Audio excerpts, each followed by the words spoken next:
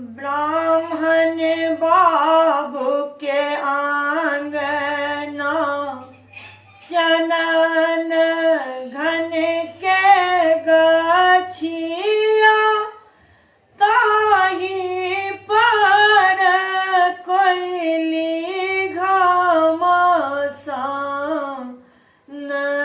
है ब्राह्मण बाबू के आंगना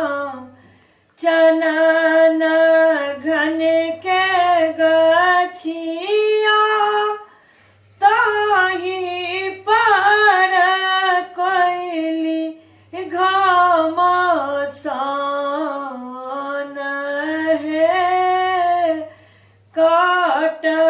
बचानन गाछ बेढ़ी देबा आंगना छूटी जत कोयली घामसान है काट बचानन गाछ बेढ़ी देबा आंगना छोटी जत कोयली घामसान है